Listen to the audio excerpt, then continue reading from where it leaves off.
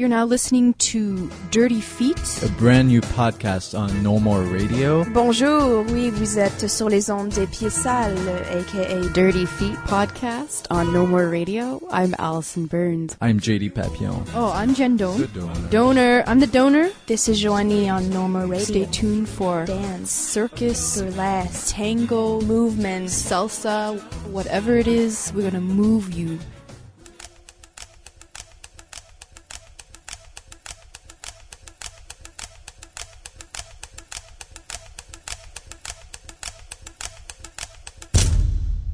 Welcome to Dirty Feet podcast here in the No More Radio Network.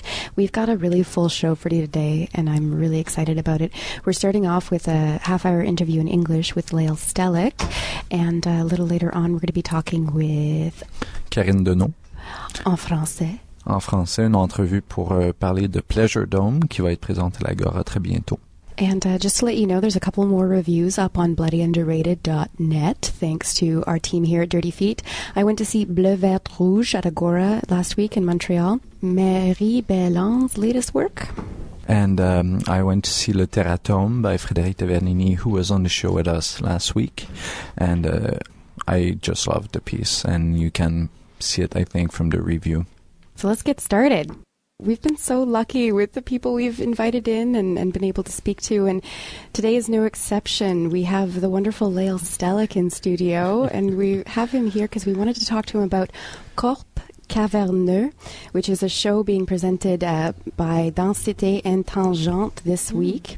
It's choreographed by Aurélie Pedron, and Lael is one of the performers in the show.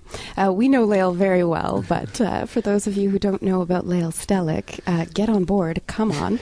He's a trained actor from John Abbott College, the theater program there, and he discovered dance through contact improv. He also completed the Concordia Contemporary Dance program in 2006, and he's worked with a lot of people, including Emily Gualtieri, Marie Belland, Michael Montanaro, Sasha Kleinplatz, and he's worked with Imprudence as well. I still do, yep. I didn't know you were an actor. I am, man. That was my first love, my first like dive into the performing arts was definitely acting, and from a very young age till grew up, that was my dream, was being a big actor, but dance has taken over.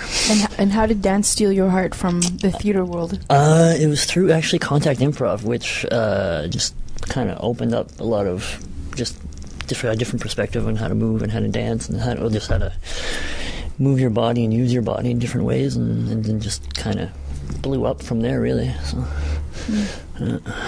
And just recently I was reading a different bio of you, and it named all the choreographers you're currently working with, and yes. That was a huge list. So yeah, who are you currently dancing for? I'm currently I'm dancing for Aurélie Pedron right now, and then after I start up with Marie Belland, I'm just kind of replacing a dancer for a tour of Rayon X that's happening in different parts of Quebec the next month.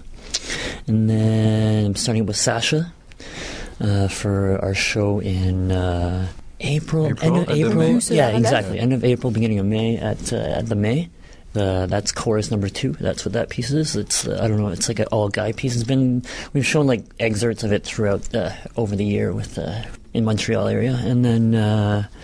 After that, I started with Laura Kramer for a remount. We're doing a show in Vancouver, and then I start back up with Michael Montanaro for this grandiose project of Michael Montanaro's of Frankenstein's Ghost, which is. Is it a film or a live performance? It's a live performance. Okay. It's very it's a pretty big project. He's been working on it for, I think it'll be like going on our 7th year, I think, of like creation and development and like. And will it be using new media? Yeah, it's all new media as well, and like live, like video feed, live feed being reissued. Well, not reissued, but like just like converted and altered, and same with the sounds, all being done live as well, and then there's live musicians. There's about maybe 7 or 8 live musicians. There's like 2 10-foot high staircases that roll around on stage. Wow. It's pretty it's pretty epic at points. You're just like, when you take a step back and look at it, and you're like, whoa, it's pretty overwhelming sometimes. But I'm curious to see how that project's gonna develop and progress. But yeah, it's been going on for a while, that one. And sure. Is it known yet where this will be presented, the project? There's rumors. No, there's nothing confirmed as far as I know. Maybe there's been developments with Michael, but from what I know, there's talk of Windsor, and going to Windsor, and then, but they want to do the premiere in Windsor, but then they want to bring it back to Montreal. It's like un peu flou. It's a bit weird. Like, we'll wait and see. Yeah, exactly. I'm waiting to see. I don't even know what's going to happen yet. All of this is what you're doing is interpretation, but you also studied choreography. Are you working on any of your own projects right now? I am sort of working on, off and on. It's this project I've been slowly kind of figuring out how I want to develop over the past 3-4 years, and it's been on and off. When I do have time, I try and work on it. It's this big project I'm trying to, not big project, but it's based off of a play by Samuel Beckett that I'm trying to not convert, but just kind of do my own version of it, but in terms of more of a movement dance development of it, and so that's kind of what I'm... Like a movement translation? Yeah, I guess if you want. A reappropriation through movement. Yeah, exactly, yeah. So I'm just kind of... Is that the collaboration with Paul Chambers? No, that's actually another side project that I'm actually working... I worked with 2 previous projects with Paul Chambers on Division and another one called Breakaway, and we're actually starting to... just recently actually talked about a third collaboration that we're going to sit down soon together and have a little meeting about and bang out some ideas. And for the listening audience, Paul Chambers is a lighting designer. Yes, he's a lighting designer, and he's in Montreal, and he's actually the, I think, technical director of Tangente. Yep. And so yeah, he's a good friend of mine, a good collaborator, and we work well together and continue that. Do you ever have any time to sleep? Yeah, that's why I have coffee, keeps me going. No, but yeah, periodically have some time to sleep. Yeah. So, and Paul Chambers, this is a nice tie-in because he's also working on the piece with Aurélie, the Corps Caverneux. Corps Caverneux. Can you give us a bit of information on what the piece is about? And well, it's an exploration, I guess. I don't want to say it's an exploration on men. It's not necessarily of men, but of the 3 men in the piece, and myself, Daniel, and Felix.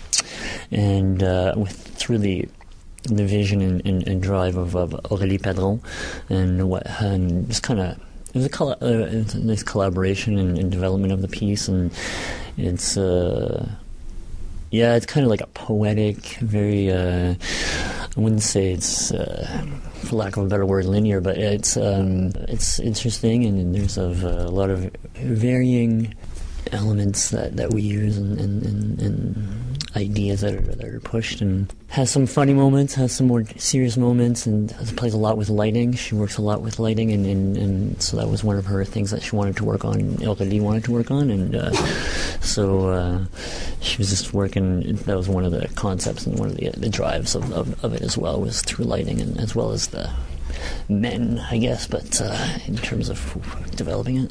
It's an interesting title, Corps Caverneux, I guess cavernal bodies. Yeah, it's got a double meaning, a bit of a double meaning to it. Could you tell us a bit more about how this plays out in the piece? Well, it's very like Corps Caverneux, like a cave, also gives that idea, that impression, which is also kind of what the world is kind of we've created. And there's not literally a cave, but you get this feeling of intim and in this space together, and could also mean through sex, and then the male sex, and just how we're all cavemen. Yeah, and it's to a degree, but it's not for a lot of sex. There's not in terms of more like a gender thing. Yeah, and expressing through the male penis and the phallus and the symbolicness of it, and different ways of exploring that and pushing that, and that was one of the things that we were exploring with that element of Carl Werner and Le Corps and that type of idea. Did Aurélie ever express like what her motivation or inspiration behind what she was driving forward and implanting for you guys in terms of exploration? Well, I think each one of us, like we spent a lot of time at first one-on-one, and so I think we each kind of were developing one-on-one our own trajectory, or our own path, or our own character, I guess, and the feeling for that character, and that was a lot of that was a back and forth with the one-on-one in the studios. So to me at the beginning it was more of a developing this personnage, this character, and then how they interact together afterwards as well amongst the three of us. Did she impose a persona, or did she draw out a persona from each of you? Yeah, of the I unique think male dancers. Exactly. I think it was the latter. It was kind of a collaboration, and then she's kind of like seeing where each man themselves as who we are, and seeing where we are, and we're also three different generations as well. Okay. So like Daniel Sirois, I believe, is in his 60s, I believe. Yeah, okay. He's an older gentleman, and then I think Felix is in his mid to late 30s. I'm in my early 30s. Like, so we all come from very, very different backgrounds and different life experiences, and so there was a lot of pulling from that and developing how these men are in this caverne d'espace. I would love to be able to ask Aurélie why she chose to do a piece about men as a woman. Why? But I guess what I can ask is how do you feel about doing a piece about a man with a female choreographer? Yeah, well, yeah, exactly. It's through a woman. Like, it's a piece about men, but through the perspective of a woman, and it's.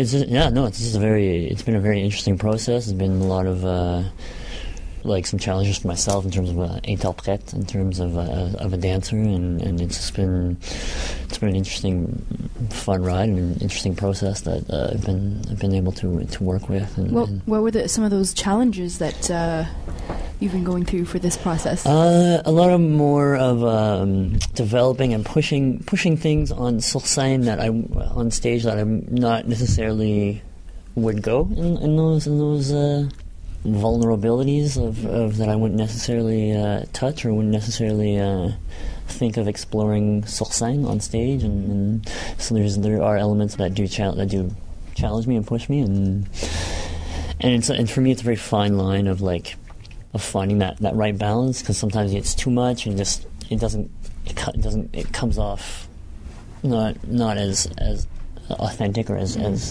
real as it could, and then there's the other side where you don't give enough. That's part of the challenge for me, is that balance, make it justify so that it's good for the choreographer and good for the audience. Do you feel that each time you get on that stage, that you're still in search of that balance? Like, it's like, okay, yesterday, I was like this close, this today I'm like, oh, here, what is that like for you on a day today? Each time you're like running through the work. Well, more and more since now we're falling into more of the production week, and more it's more concrete and definitely set more in terms of how I find that and do that character, do the piece. But before, it was a lot of because it wasn't set, so there was always all these different things that we would insert for the character or in the piece that would kind of alter how I would interpret it, and so I'd always have to try and refine my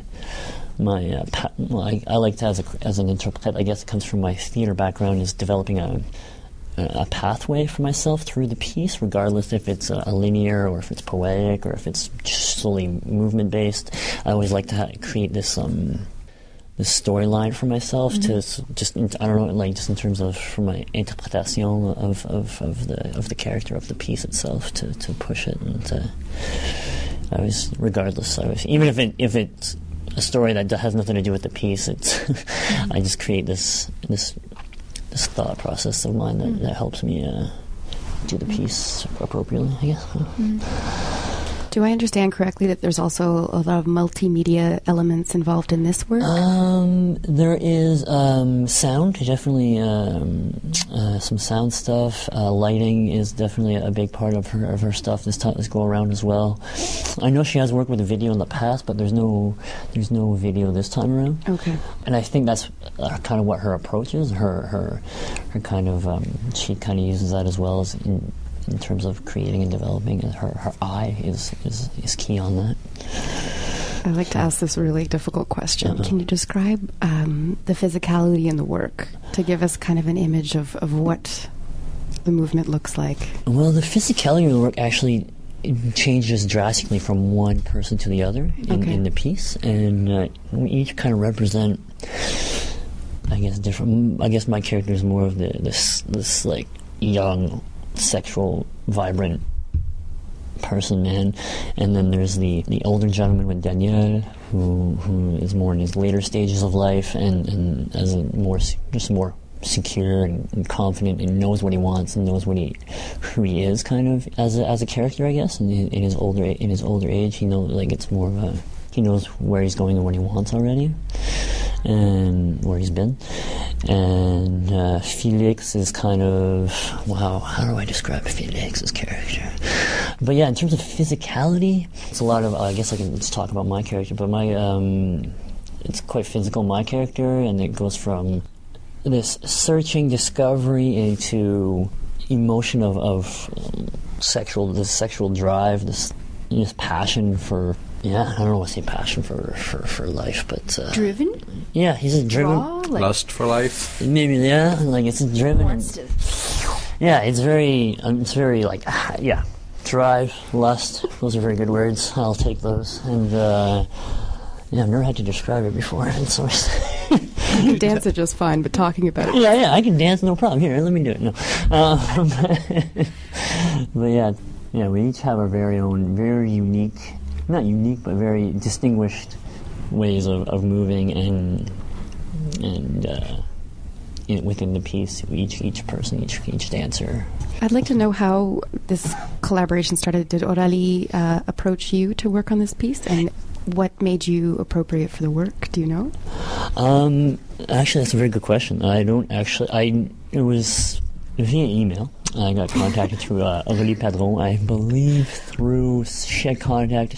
Someone had suggested, she was looking for a third dancer, and someone had suggested me. We had never met before, and then we met at a cafe. We had a little sit down, a little meeting, talked about the project, talked about scheduling, and then did a couple rehearsals to see how we go, and it went really well. She liked it, and it kind of just kept going from there. That was kind of how that happened. It was kind of out of the blue. It was kind of an email that I got one day. I was like, oh, okay. I didn't know who she was. She didn't know who I was. And had you worked with Danielle or Felix before this experience? No. These are my first times working with any of these people in the team. Actually, there's no one, even with the rehearsal director, and there's a sound guy, the guy that did all the Laurent Alga. He's our sound guy, and he created he did the whole soundscape of all the music, and he's the one that created it all, and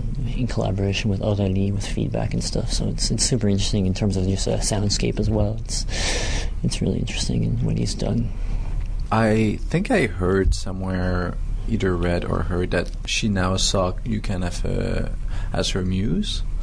How do you feel about this relationship of a female choreographer and a male dancer, and sort of like inspiring them through your movement? Because it's a relationship that we are used to seeing more the other way, like the male empowered, the female who's like following what they're saying. But here it's a total opposite of that, like a reversal of that. How did it feel to develop that relationship, especially from her perspective, from her gaze on a male body? It's been good. I don't know. There's been some challenges for myself. I think challenges for her as well in working together. But I don't think. I think the process itself has been quite interesting and quite fun. And I've worked with actually quite a few female choreographers. So to me, it's not. I've never actually looked at it in terms of that perspective, but it's just going and do my job, really. But it's been an interesting in terms of a male piece being choreographed through the eyes of especially her direction and her perspective on this whole on the subject, and there's a lot of interesting ideas and kind of not off the wall, but just kind of, for me, it would be like surprising ideas I probably wouldn't have thought of. But I think that's also because of that perspective, because of the female influence in this male. Well, the piece is all males, but I don't want to say it's a male piece because it's a female choreographer. But and did you ever feel like saying, well, really, like, this is not really true about men, like, or just questioning her her distance perspective from the male condition, quote unquote. Well, like that's actually that actually has come up, and that has been just not necessarily even from me, but just in terms of having just like outside eyes, people coming in and watching runs and watching sections of the piece and just getting feedback from everybody. And it's very interesting hearing the comments from a female audience member and from a male perspective, and they come off very different depending on each person's perspective and life experience, I guess. I feel like women find a strong connection with it, and some men find a strong connection, and other men just are trying to find themselves in it. I think a lot of people try and find elements of themselves. It's just a very poetic piece in terms of story. Most of the time, when females watch it, it resonates with them. They're like, yeah. And then with the males, when they watch it, it either resonates or they have to find themselves, meaning that it doesn't necessarily open a door right away for them to enter, and they're like, okay. I wouldn't say it scares away the men. I think it makes them question themselves, and question themselves as men maybe, and question what this piece means to them. So it's it's been very interesting hearing the feedback from the different sexes and different genders. It's a pretty heavy piece too at times. There's some pretty intense moments, and so for some men it's hard to find themselves in it, and for women, my impression is that they feel like it's just a very heavy piece for them, and you always feel like the audience needs a breath after. Like, they always like, oh, okay. They need like a moment for themselves after the piece to start talking about it. Like, it's some time to reflect and take it all in and realize what they had just seen. From the few moments of feedback and people coming in and out, a few times, it's definitely seen a difference between how it's perceived through men and how it's perceived through women, for sure. This is a co-production between Tangente and Densité. In what way does that affect you? How does that work?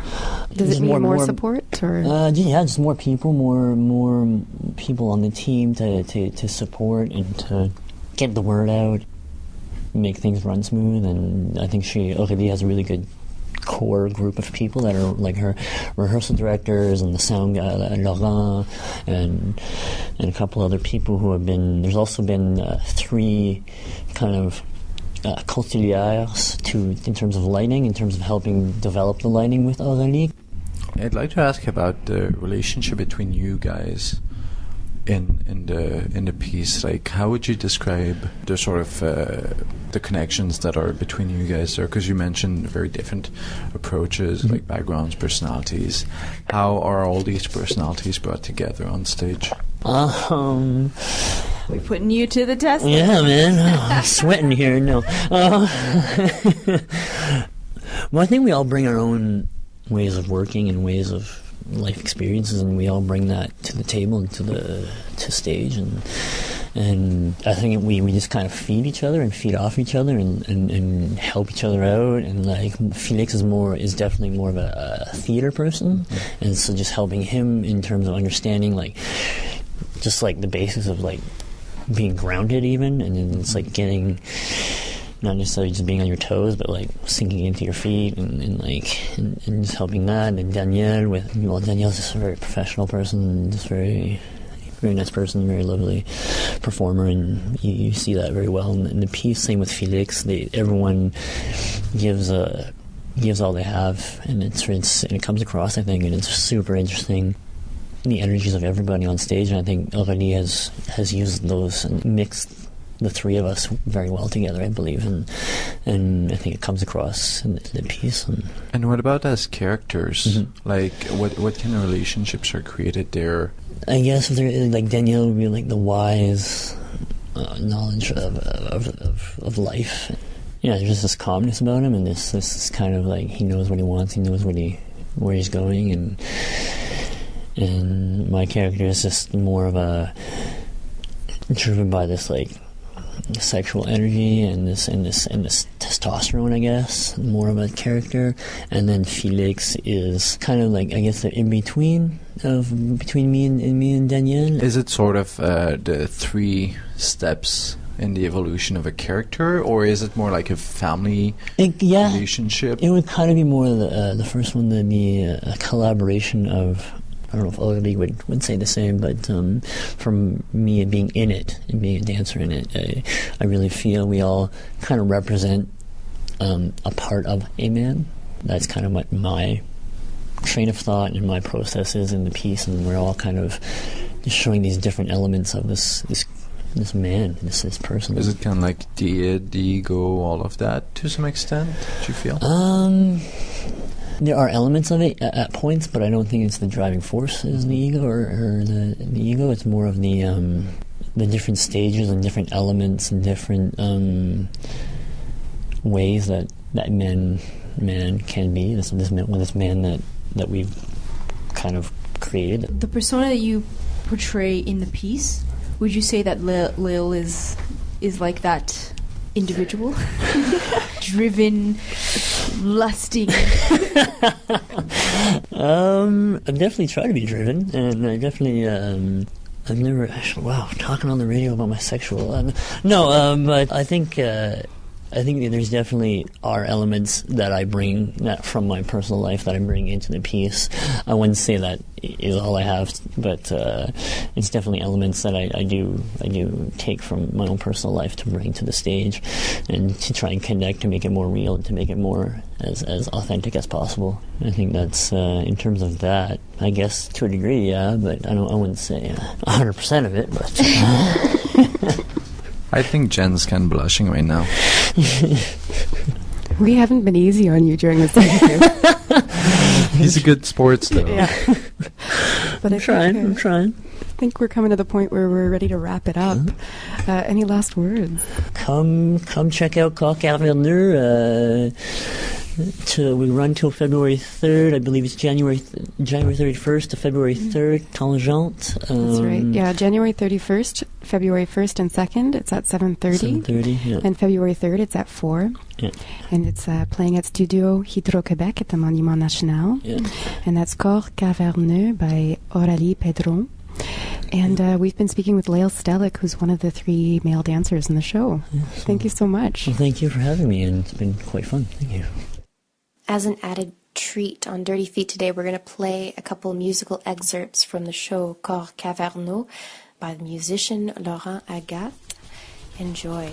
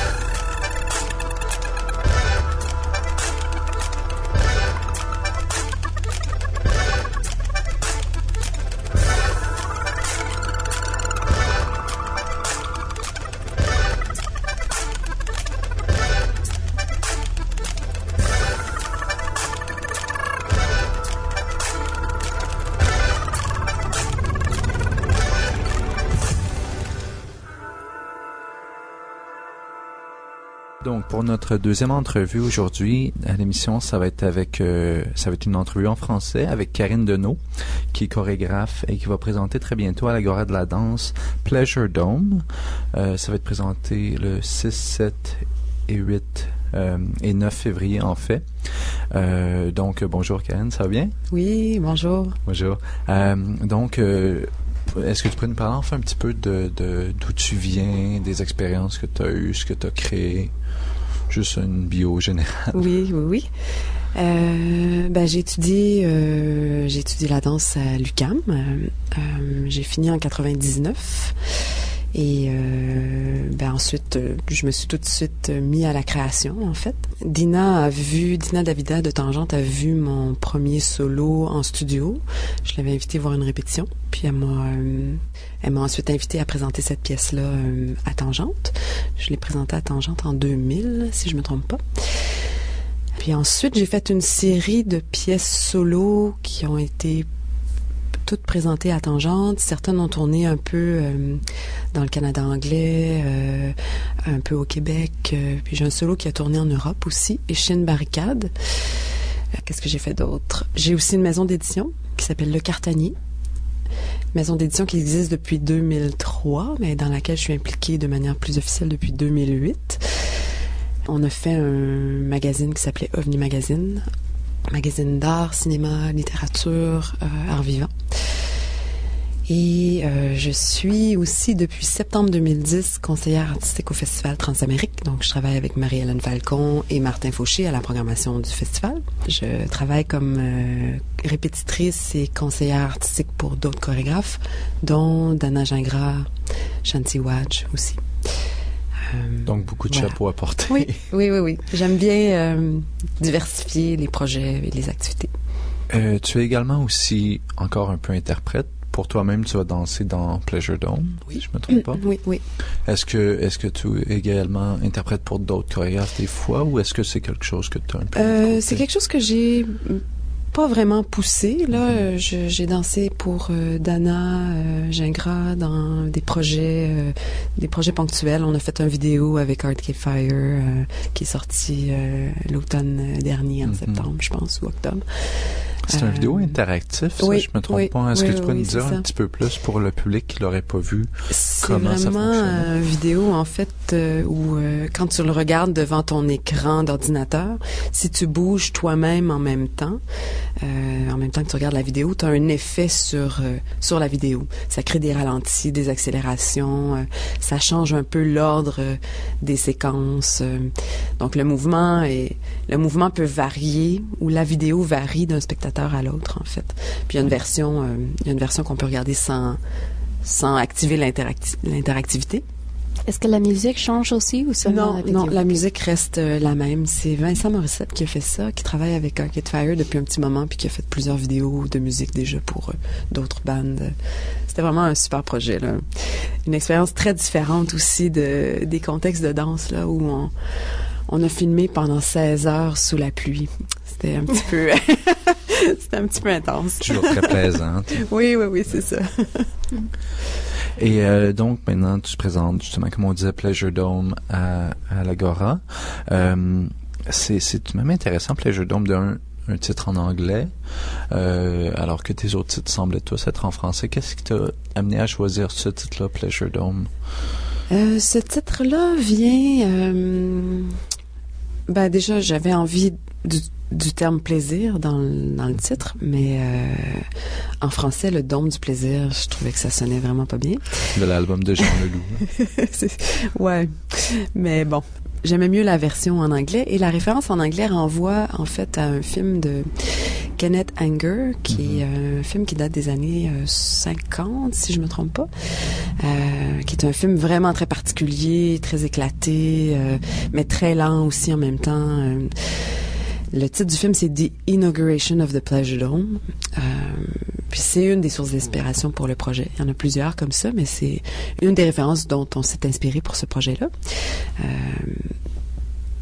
Le titre renvoie aussi de loin à un band qui s'appelait Frankie Goes to Hollywood, qui avait une chanson dans laquelle le chanteur disait à un moment donné « Welcome to the Pleasure Dome ». Puis c'est une pièce qui avait fait Relax. Oui, c'est ça, exactement. Okay. Je pense même que c'était la même pièce. Et c'est ça, c'est tout à fait ma génération. Là, quand j'étais plus jeune, puis que j'ai commencé à vraiment triper en danse, mes cours de ballet jazz ont dansé là-dessus. Mais tu as mentionné Kenneth Anger qui était un réalisateur de films expérimentaux, d'avant-garde, queer aussi. Est-ce que ça influence un petit peu le processus de ta pièce? Le rapport à l'expérimental, underground, oui, certainement, pour toutes sortes de raisons. Entre autres, le band Kent Nagano que j'ai invité à créer ce projet-là avec moi. Le rapport au queer, non, par contre. Au sens où c'est pas dans cette direction-là qu'on s'en va, mais c'est un film qui a marqué plusieurs personnes dans le groupe. C'est un film important quand même dans le cinéma indépendant, donc on trouvait ça intéressant là, de le mettre parmi les références. Mais parmi les références, il y a aussi le cinéma de Makavejev avec Sweet Movie, WR. Il y a des films comme Pasolini avec Salo. Est-ce que ça va beaucoup dans la symbolique au niveau de la création de cette pièce-là? Parce que beaucoup de ces films-là utilise beaucoup de symbolique et de poésie au niveau de l'image. Est-ce que c'est un petit peu, ça a fait partie de votre procédé créatif? Oui. Je pense en essayant de s'en détacher un peu puis d'être dans quelque chose qui est peut-être plus proche du sensible, de l'organique, parce que c'est vraiment dans le corps que ça se passe. Donc, on est quand même dans de l'imaginaire, puis donc dans l'image, mais on fait pas du cinéma, on fait de la danse, donc on est vraiment dans un rapport sensible. Donc toutes ces références-là se sont mêlées à d'autres références plus littéraires ou en art visuel, ou qui sont toutes des choses que j'ai mis sur la table pour la création, mais la pièce n'est pas une lecture de ça ou une interprétation de ces références-là. C'est vraiment des points de départ, des pistes, des éléments qui étaient dans notre tête, dans nos réflexions autour de la création du projet, là. Et tu as mentionné, en fait, pas mal dès le début de notre discussion, l'importance d'avoir le mot plaisir dans le titre. Pourquoi? Qu'est-ce qui t'a amené à vouloir te concentrer sur cette idée-là de plaisir dans la création d'une pièce? Comme je disais tantôt, la référence à Kenneth Anger a dicté un peu le titre de la pièce. Le rapport au plaisir aussi ça, c'est très, très personnel et très intrinsèque à la création de la pièce elle-même. Puis là, parce que tu me poses la question, je le mentionne, mais c'est pas nécessairement un élément qui est si à l'avant-plan dans la pièce même. Parce que cette pièce-là est née, en fait, d'une envie que j'avais depuis longtemps de collaborer avec des artistes dont j'aime le travail, puis des artistes d'ici que je respecte, et que j'avais envie de mettre ensemble pour créer une pièce, puis réfléchir à un sujet, donc partir d'une idée conceptuelle, mais pour la mettre ensemble dans l'espace, dans du sensible, dans le corps. Donc c'est le plaisir simplement le plaisir de se retrouver tout le monde ensemble, ce groupe-là ensemble pour créer quelque chose. J'espère qu'il y a un petit peu de ça qui va transparaître dans la pièce, même si c'est pas le sujet, c'est comme sous-jacent, c'est quelque chose qui est en dessous. Il y a le rapport aussi à... Je trouve que parfois, certaines pièces de danse sont très dramatiques. On met nos tripes sur la table. Il y a beaucoup de drama. J'avais envie de faire quelque chose d'un peu plus... sans nécessairement vouloir dire quelque chose de léger qui se préoccupe de rien. C'est pas nécessairement c'est pas un party ou la fête, mais un rapport à quelque chose de peut-être plus poétique, plus ouvert, plus qui est pas dans le stéréotype dramatique. Est-ce que j'ai bien compris que tu as donné carte blanche à tes musiciennes? Oui, parce que en fait les musiciens, donc c'est le groupe Cant Nagano qui est composé de Alexandre Saint-Onge, avec qui je travaille depuis longtemps. Je travaille avec lui depuis 2002. Donc Cant Nagano, c'est Alexandre Saint-Onge, Jonathan Parent et Alexander Wilson, qui font une musique qui est vraiment à la rencontre de l'expérimental, du rock et de l'électro. Et j'avais envie de travailler avec eux depuis longtemps. Carte blanche au sens où c'est vraiment la musique de Cant Nagano qu'on retrouve dans ce projet-là. Je leur ai pas imposé de contraintes, j'ai pas exigé une certaine ligne directrice pour la musique ou un certain ton pour la musique. C'est vraiment la musique de Cant Nagano dans un contexte de danse. Donc, il y a des moments où on a vraiment créé tout ça ensemble. Donc, il y a des moments où ils se sont adaptés au fait que c'est une pièce de danse. C'est pas juste un show de musique, c'est aussi une pièce de danse. Mais la carte blanche est dans ce sens-là, en fait. Ils sont sur le stage avec toi et les autres danseurs? Oui, on est tous sur scène et les musiciens sont aussi performeurs. Donc, on est 6 interprètes, en fait, dans le show. Et au niveau des interprètes plus en danse que tu es allé chercher, donc Keiji Gottman, Dana Gingras, c'est des personnes qui sont connues beaucoup en tant que chorégraphes également. Tu es allé les chercher pour créer une collaboration vraiment dans le but de travailler avec elles. Comment est-ce que ça s'est passé d'avoir des personnalités fortes qui ont énormément de choses à dire, qui sont très créatrices? Est-ce que ça a bien été dès le départ, cette collaboration-là, ou est-ce que des fois il y a eu un petit peu de... L'énergie du groupe, l'énergie et la synergie du groupe étaient vraiment super. Et comme tu l'as dit, c'était vraiment mon souhait et mon but, c'était de réunir des gens qui ont des personnalités fortes, qui sont des têtes fortes, qui ont une recherche créatrice de leur côté, qui ont leur propre démarche, et faire se rencontrer ces esthétiques-là. L'esthétique de Cant Nagano, mais l'esthétique des 3 garçons isolément aussi, parce qu'ils ont chacun leur pratique personnelle. Ils font autre chose que Cant Nagano en plus. Et les deux autres interprètes, Dana Gingras et Keiji Gottman, ont aussi leur propre pratique. Dana fait de la création en danse depuis très longtemps. Keiji est chorégraphe, est artiste visuel aussi. Donc j'avais vraiment envie que nous 6, on se rencontre en fait pour réfléchir ensemble à une question que j'ai amenée sur la table, dont je pourrais te parler tantôt. Et on a... le processus de création, c'est à la fois passé autour de la table, autour d'un verre, dans le studio. On a beaucoup parlé des thèmes, des références, des idées, d'où on vient, de choses qui nous intéressent, que ce soit lié au projet ou non. Et on a travaillé ensemble à réfléchir à qu'est-ce que ça pourrait être, cette pièce-là, Pleasure Dome, comment on peut réagir aux références que j'ai apportées en répétition. Donc, c'est vraiment une pièce qu'on a créée en groupe. Puis c'était ce que j'avais envie de faire. C'était vraiment ce que j'avais... ça m'intéresse pas tellement d'être la chorégraphe qui dit aux interprètes quoi faire et qui dirige la répétition. Là, je j'arrive avec des idées, puis j'ai envie d'être questionnée, j'ai envie d'être bousculée un peu dans mes propositions. Puis ça a été tout au long du processus, et ça continue encore parce qu'on n'a pas le show est juste la semaine prochaine. Donc tout au long du processus, c'est ce qu'on a fait. Puis ça a donné quelque chose qui ne serait pas ça sans cette gang-là. Si j'avais travaillé avec d'autres gens, si c'était pas KG Gutman et Dana Gingras, par exemple, qui dansaient avec moi, la pièce serait différente. Vous avez aussi un comité artistique. Est-ce que tu peux m'expliquer ça un peu? J'avais envie d'inviter dans le même esprit, différentes personnes dont j'aime le travail et des artistes que je respecte et que je considère beaucoup, à venir en studio avec nous réfléchir à ces questions, aux questions de ce projet-là. Puis plutôt que d'avoir un conseiller artistique ou une répétitrice ou une personne, donc le point de vue d'une seule personne, comme on est déjà un grand groupe, je me disais peut-être que ça peut être intéressant aussi d'aller chercher des points de vue différents plutôt que les points de vue d'une seule personne.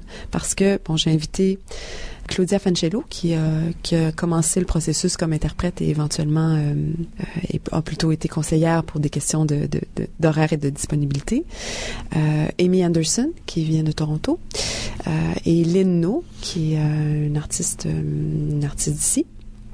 Et chacune d'elles ont apporté quelque chose de différent, ont eu des réactions différentes aux propositions. Puis j'avais vraiment envie, d'engager un dialogue avec d'autres artistes sur le projet qui sont pas baignés dans les répétitions autant que nous. À un moment donné, ça devenait... donc, ça fait beaucoup de têtes qui réfléchissent aux mêmes questions, mais c'était super stimulant de fonctionner comme ça, avec un comité artistique plutôt qu'une seule personne qui, je pense, éventuellement serait peut-être devenue trop proche du projet, aurait été comme nous 6, très, très, très impliqués dans le projet. Là, je les ai invitées de manière ponctuelle. Elles ont eu à discuter entre elles aussi.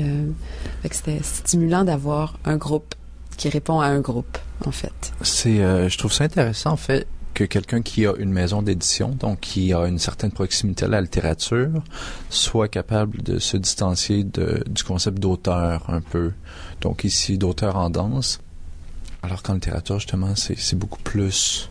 C'est ton bébé, ton livre, souvent. C'est vraiment... Tu sais, t'as peut-être un éditeur qui va y toucher un peu, mais il y a vraiment cette notion-là de une tête qui crée... alors que ici, dans ce processus-là, tu t'es totalement dissocié de cette approche-là.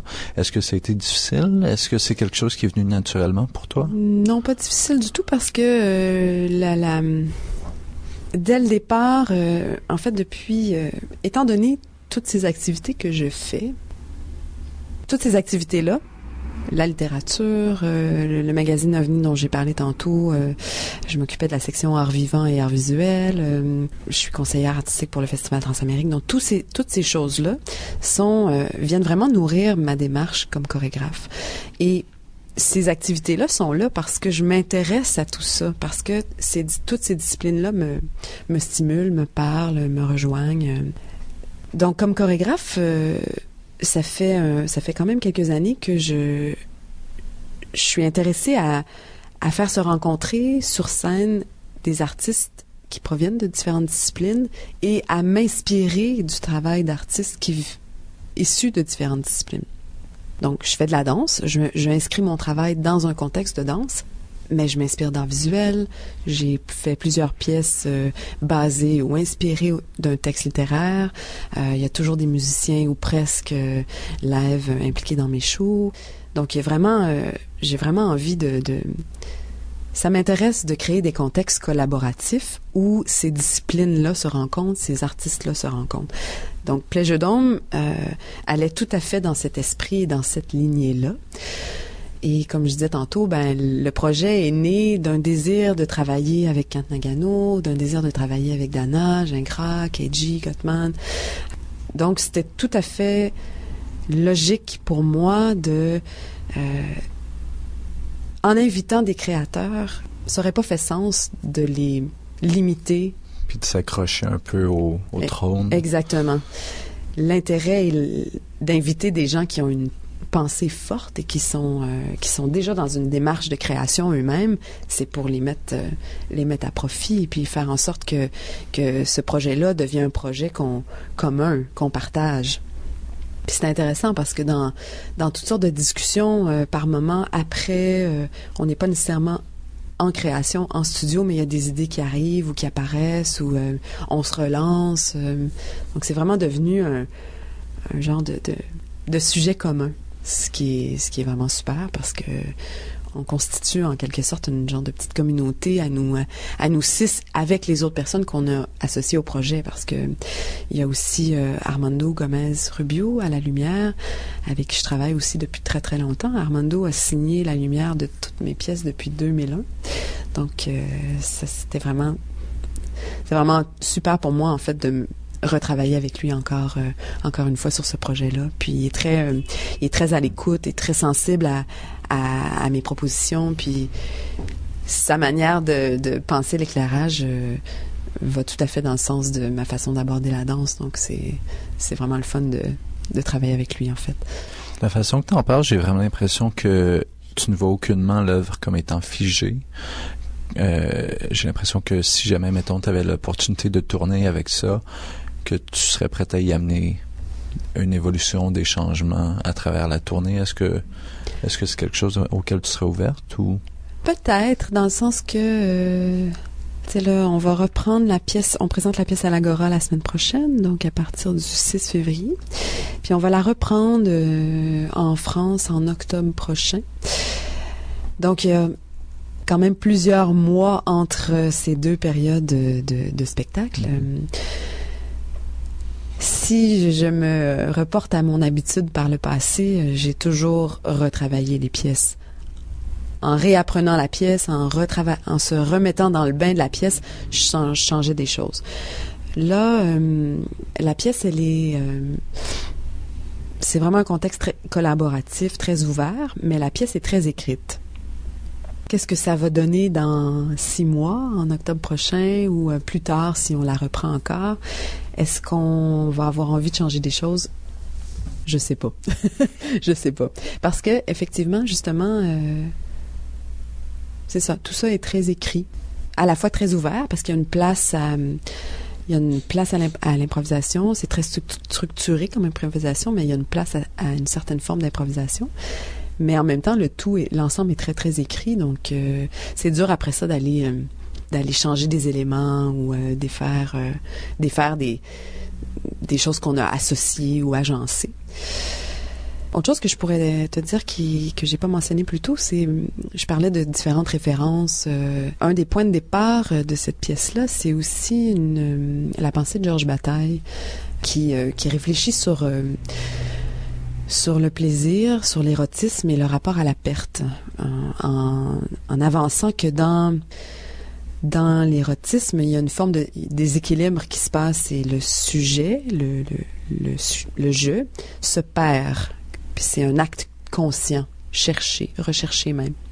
Donc ça, c'est vraiment un élément sur lequel on s'est penché et sur lequel on a essayé de réfléchir et de mettre en action, en geste, en mouvement. Donc, on part d'une référence philosophique conceptuelle, puis on l'amène dans du sensible. Ça, c'est vraiment quelque chose qui caractérise le projet aussi, je pense. Et de quelle façon, pour toi, est-ce que le jeu se perd à travers l'érotisme? Dans ta démarche maintenant, qu'est-ce que tu pourrais en dire?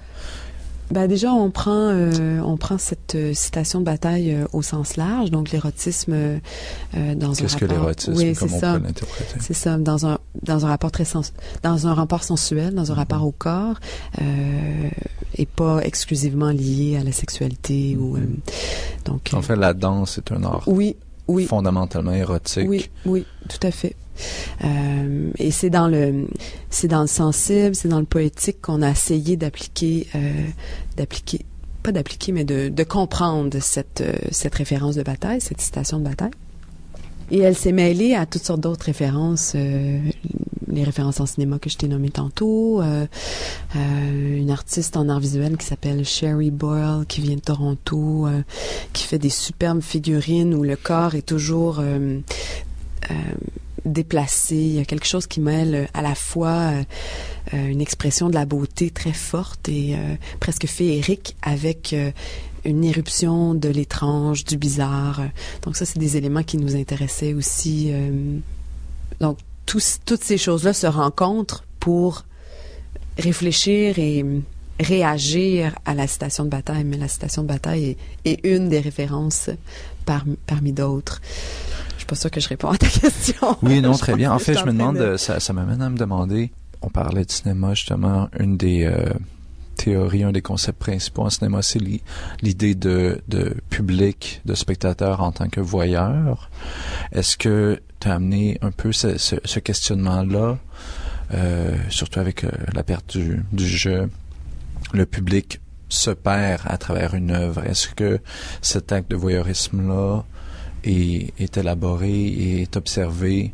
Est-ce qu'il y a de la participation du public dans la pièce? Je trouve ta question super intéressante. En fait, c'est l'idée du regard, je pense, dans ce que tu viens de dire, qui m'intéresse le plus. Du regard, mais également du regard caché. Oui, Parce que souvent, tout à fait. quand on voit un spectacle, justement, il y a le public dans la noirceur. Oui, puis le rapport au regard, au voyeurisme, à l'érotisme, dans tout le travail de Sherry Boyle aussi, on est appelé comme spectateur de ces œuvres à réfléchir sur notre propre regard, en fait.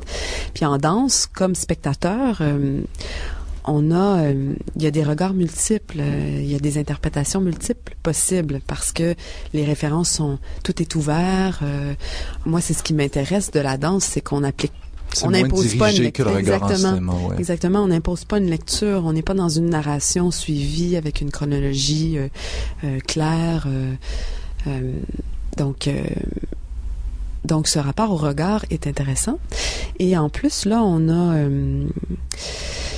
parce que ce rapport au regard, à la manière dont le spectateur reçoit une œuvre ou une pièce de danse, c'est quelque chose qui m'intéresse et sur lequel je me questionne. J'ai eu envie, comme dans le duo précédent que j'ai fait, d'installer les spectateurs autrement que sur des gradins, avec un seul point de vue sur la pièce. Donc les spectateurs vont être assis tout autour de nous. Et l'agora, l'espace de l'agora, devient en quelque sorte le dôme du titre. Et on est tous dans cet espace-là. C'est un espace qu'on partage, mais le spectateur va quand même rester dans son rôle d'observateur. Exactement. Mais parce qu'il est autour de l'espace, qu'il voit d'autres personnes regarder, que son point de vue est pas juste d'une face ou d'un côté, je pense que ça donne une impression vraiment plus multidimensionnelle sur ce monde-là qui est en train d'évoluer devant eux. J'espère, en tout cas, c'est ça mon souhait ou le but. L'entrevue va devoir se terminer bientôt parce qu'on n'aura plus beaucoup de temps, mais je trouve l'approche publicitaire à la pièce, je serais pas dérangeante, mais décevante d'une certaine façon. Pas décevante dans le sens que je suis déçu de commencer, mais ça amène à penser autre chose d'après la proposition que tu en parles, parce que ça donne vraiment cette impression-là de bacchanal quasiment, tu sais, d'érotisme, et dans le sens plus, vous allez voir des corps nus qui vont s'entrelacer, même au niveau du texte, est un lieu consacré au plaisir où le temps est suspendu et le réel avalé. Donc, il y a des termes tout de même assez sexualisés, d'une certaine façon. Est-ce que tu trouves que cette publicité-là représente bien tout de même le produit créatif, ou est-ce que tu penses qu'il y a tout de même un côté là qui est plus mettre ça out there pour que les gens puissent venir voir, alors que le produit est autre chose? En fait, je crois que la pièce, ce qui est écrit sur la pièce, puis la photo qui circule, représente bien la pièce, mais va pas dans le sens que tu dis. Mm-hmm. Malheureusement, il y a cette lecture-là qui est possible, évidemment. Et il y a quelque chose de sensuel dans ce qu'on fait. Comme tu l'as dit toi-même tantôt, la danse est un art sensuel. C'est des corps qu'on regarde, c'est des corps qui bougent. Là, je pense qu'il y a quand même une certaine forme de sensualité et de sensibilité qui vient donc changer un peu la donnée, mais il y a une certaine forme de sensualité dans nos actions, dans nos gestes, dans les rapports entre les 6 performeurs. Mais on n'est pas dans l'orgie, il n'y a pas de nudité. Donc les gens qui viendraient à l'Agora pour voir ça ne verront pas ça et vont être déçus. Et la photo est vraiment dans l'esprit du travail de Sherry Boyle, où les corps sont mêlés les uns aux autres et on distingue pas très bien à qui appartient un bras, à qui appartient cette tête-là. Donc un peu la perte du jeu, justement. Exactement. Mais bon, si ça donne une autre piste, malheureusement, je peux rien y faire, mais les entrevues, comme ce qu'on fait aujourd'hui, sont là pour c'est le risque qu'on prend en tant que créateur. On met quelque chose. Oui, puis c'est toujours dur aussi de parler d'une pièce parce que, bon, ces textes-là et la photo ont été faits avant que la pièce soit terminée. Puis c'est sûr que toutes les références étaient là, nos réflexions étaient là, tout ça, mais comment circonscrire les choses pour bien parler d'une pièce, c'est sûr qu'il y a des éléments qu'on laisse de côté, qu'il y a des idées qu'on peut pas aborder dans un si court texte.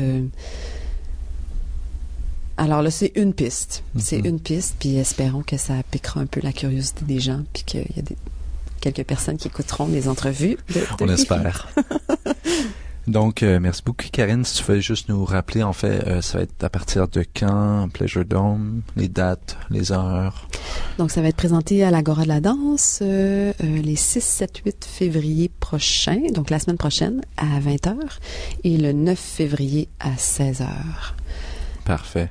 Ben, merci beaucoup d'avoir été en entrevue avec nous. Merci. And now we're going to finish off our episode today with another musical excerpt, this time from the piece Pleasure Dome by musicians Kent Nagano.